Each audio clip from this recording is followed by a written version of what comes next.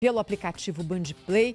E o assunto agora é educação, porque existe uma discussão das mais relevantes agora em pauta no Congresso Nacional. É um projeto de lei com a proposta do governo para a educação no Brasil em até 2034.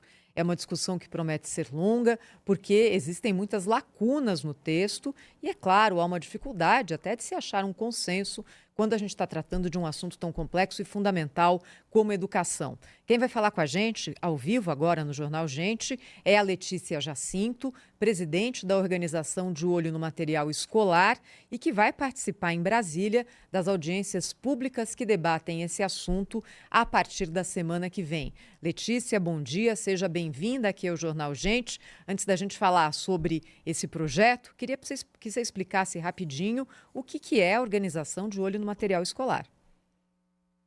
Bom dia, Thaís, Pedro, Cláudio, é um grande prazer estar aqui. Bom dia para toda a audiência também. E trazer um assunto tão importante, que é o Plano Nacional de Educação. Ele é a lei que vai nortear os nossos próximos 10 anos e todas as políticas públicas direcionadas para esse setor tão importante.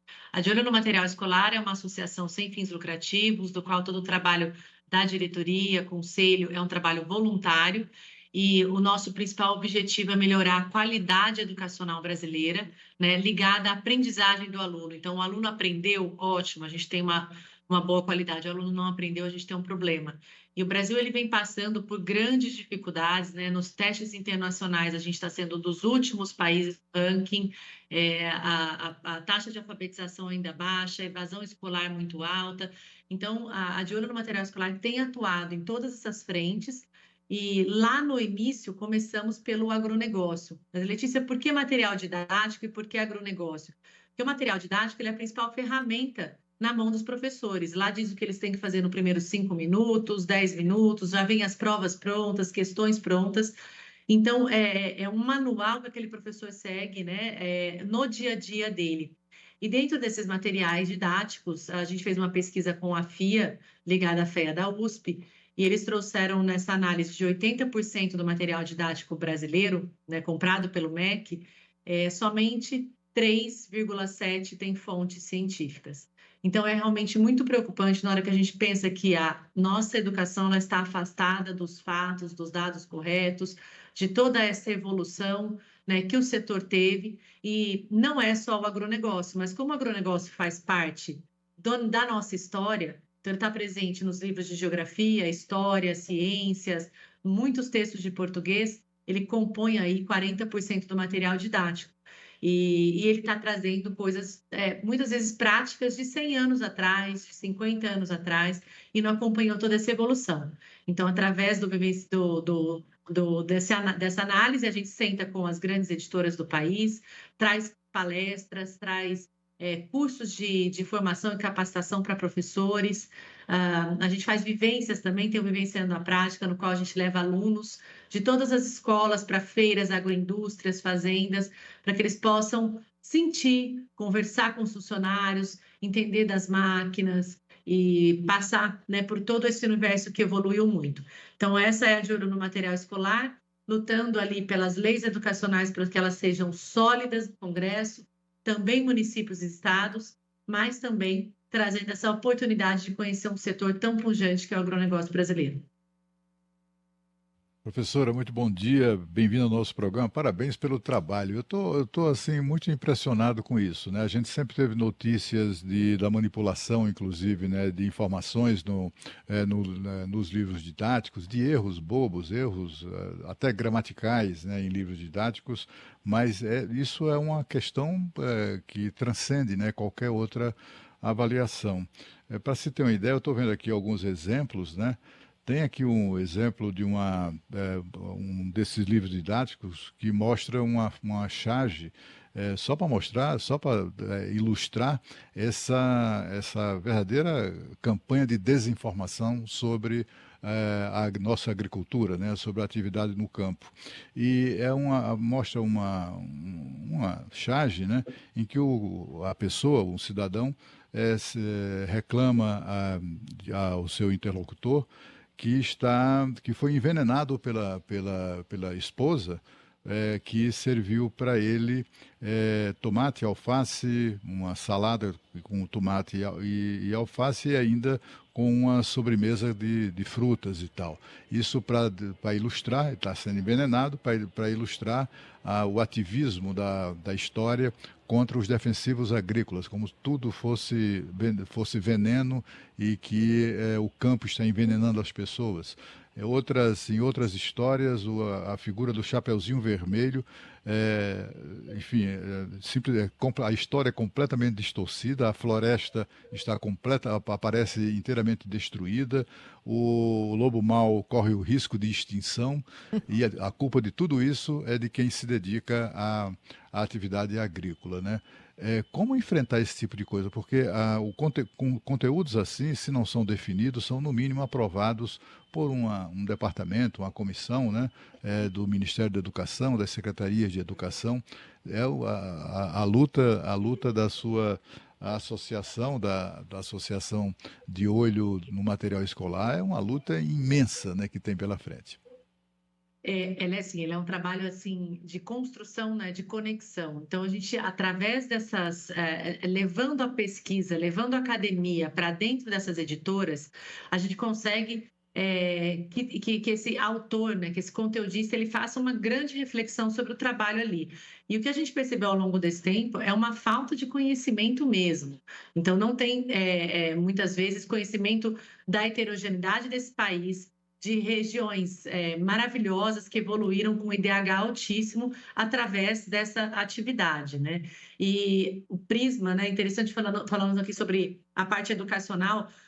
Antigamente a gente via grandes textos nos livros didáticos e a gente estudava com uma interpretação muito mais filosófica, densa, e tinha que ali buscar coisas no texto. Hoje em dia, essas charges são completamente comuns nos materiais, as crianças têm que interpretar isso e assim, qual é a fonte? Então, o que a De Olho faz na hora que ela trabalha com alunos, na hora que ela trabalha com professores, são pequenas perguntas para reflexão, né? Se a gente estivesse realmente envenenando, eu não conheço ninguém que comeu uma alface e um morango e morreu por isso, né? Então, mas, de qualquer maneira, como é que a gente exporta para 140 países? Como é que a própria FAO vem e fala, o Brasil, ele tem a responsabilidade de alimentar o mundo, né? Se não for o Brasil, a gente vai ter uma crise realmente alimentar. Então, a distorção aí é muito grande e a gente traz também ali a reflexão. Na hora que a gente chega para apresentar, por exemplo, uma máquina grande, né? Um pulverizador. E a gente traz ali para a criança, você toma vacina, remédio, né? Você chega na farmácia, compra ali um remédio tóxico, e a vacina quem que aprova? Ah, é a Anvisa, né? Aqui no caso é a Anvisa, o IBAMA, o MAPA, demora 20 anos para uma nova molécula entrar no mercado, então muitas vezes isso tem que ser entendido, né? Quais são os órgãos reguladores, por que o alimento brasileiro é seguro e também contar por que isso evoluiu tanto nos últimos anos. Hoje em dia é um setor tecnológico, um setor social e principalmente tem a responsabilidade alimentar, responsabilidade energética e ambiental. Ô Letícia, o que Agora, vai... só para Cláudio. Pedro, só para concluir essa parte assim específica, assim, a coisa mais cruel nessa história toda é que se a criança, por exemplo, na prova, não reproduzir o que está naquele livro, toda aquela bobalhada, aquelas mentiradas, aquela manipulação, se a criança não reproduzir aquilo, ela será reprovada, ou no mínimo repreendida pelo professor, pela professora, né? É de fato algo muito grave que o Brasil precisa encarar de uma vez por todas, não é, professora? Isso reflete mesmo nas avaliações, a gente vê inclusive refletindo no Enem, né? O Enem do ano passado deu o que falar e muitas entrevistas e muitas conversas em relação aos pontos relacionados ao agronegócio. Já nesse ano, eles tiraram o agronegócio da pauta, eu acho até por conta do problema do ano passado. Então, sim, as crianças devem responder dessa maneira, mas a gente tem visto o debate ampliar muito em sala de aula. Tem um dos nossos pilares, é a agroteca, porque isso foi uma demanda das editoras falando, Letícia, você me manda aqui os links que eu tenho que entrar, IBGE, o IBAMA, o MAPA, a Embrapa, é muito difícil, é muito técnico, é muito científico, a gente não consegue traduzir para a linguagem educacional. Então, De Olho no Material Escolar firmou um convênio com a USP, do qual a Exalc ficou responsável por toda a curadoria da agroteca. Colocarem no Google Agroteca, lá tem resposta para as muitas questões ali, dúvidas em relação ao agronegócio, através de artigos, videoaulas, infográficos. Então, o professor, que ele percebe, tem um material na mão, não tem fontes científicas, e eu não tenho certeza se isso está correto, entra direto lá na agroteca, porque lá tem as fontes dos melhores, das pessoas, dos órgãos responsáveis por responder sobre cada questão, e já estão transformados também em videoaulas, ele consegue reverter a aula dele naquele momento. Então, a gente tem percebido isso. Um professor com um material ruim na mão, muitas vezes fala, olha, isso aqui está no material didático nosso, só que eu vou mostrar para vocês quanto esse setor evoluiu. E aí ele dá uma boa aula, estimula o debate, estimula a reflexão, e eles são os grandes transformadores, né, dessa geração. Eles estão no dia a dia com os nossos alunos, eles podem engrandecer esses sonhos, trazer a importância da pesquisa, a importância das fontes corretas ali, para que a gente tenha melhores notas aí, uma melhor educação, uma educação mais sólida para o futuro. Letícia, rapidinho que o nosso tempo está estourando. O Plano Nacional, há chance de mudar já para o próximo ano? É uma discussão que vai se estender por mais um tempo ainda? Qual que é a previsão de vocês? Nós estamos num momento extremamente importante no Brasil, porque esse plano ele dura 10 anos. Se a gente pensar que num plano de 10 anos, está falando da criança lá dos 7 aos 17 anos, se a gente não fizer essa mudança agora, não há mudança social que coloque o Brasil nem economicamente, força de trabalho e etc. no prumo. Então, é necessária essa atenção. Esse plano veio sem metas claras, sem evidências científicas, sem responsabilização dos gestores públicos e privados. É mais uma carta de intenções. Igual o plano passado, das várias metas, os 58, foram cumpridas somente 4. Então, o que a De Olho tem feito trabalho no Congresso é para garantir que esse plano ele seja ligado à qualidade na educação, ligada à aprendizagem, né? E que a gente trouxe ali alguns pontos muito importantes. Alfabetização, através de emendas que a gente está desenhando, a gente tem trazido esses pontos para os parlamentares para que seja votado no final do ano que vem. Então, a alfabetização no primeiro ano do ensino fundamental e fluência é fundamental, né? Ali está sendo jogada para o segundo ano, mas a gente sabe que uma criança bem alfabetizada na época certa melhora a sua autoestima e o resto da sua carreira escolar. Materiais didáticos baseados em evidências científicas, transparência e responsabilização. O próprio TCU trouxe algumas questões em relação ao plano, que precisa de melhor avaliação de conformidade. A gente está usando dinheiro público, a gente está escrevendo as metas com metas claras que a gente possa atingir e possa cobrar esses gestores, né? Um olhar humanizado sobre o magistério da educação básica. Os professores eles precisam ser assistidos, eles têm que ser encarados como aluno. Eles estão entrando em faculdades de pedagogia, muitas vezes EAD, sem nenhum critério de notas daquela universidade. Para vocês terem ideia, hoje as piores notas do Enem vai para a pedagogia. Então, a gente tem uma inversão aqui de valores. Para isso, a gente precisa olhar com carinho para esses professores, ajudar nessa formação e depois com os testes, o próprio ENAD pode ocupar um teste para esses professores e bonificar e premiar professores que têm um resultado melhor, né? Mais alguns 3 pontos aqui, a utilização de resultados das avaliações externas, internacionais, né? Como parâmetro brasileiro também.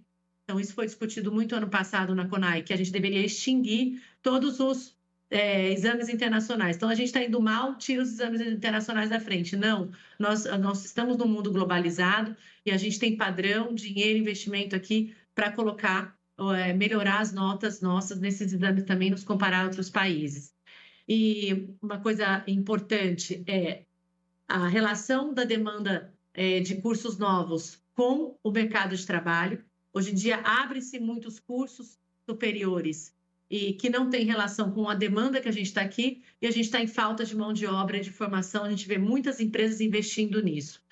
E a gente ficar de olho ali na utilização racional dos recursos públicos na educação, porque muito se pede por aumento, e aqui vamos deixar claro, não somos contra aumento em investimento na educação. Aliás, eu acho que é o setor que mais nós temos que investir, para criar um futuro do país. Mas nós temos que ter governança, gestão responsável sobre esses recursos e responsabilização dos que não cumprirem as metas claras que vai sair no PNM. Bem, você já percebeu que é uma discussão das mais difíceis, que acontece agora em Brasília. A Letícia Jacinto vai participar e a gente, claro, vai contar para você como vai se desdobrar esse assunto, até porque é para isso que existe o Congresso Nacional, né? Para melhorar projetos que chegam lá. Letícia Jacinto, presidente da organização De Olho no Material Escolar, falou ao vivo aqui no Jornal Gente. Obrigada, Letícia. Até a próxima. Muito obrigada.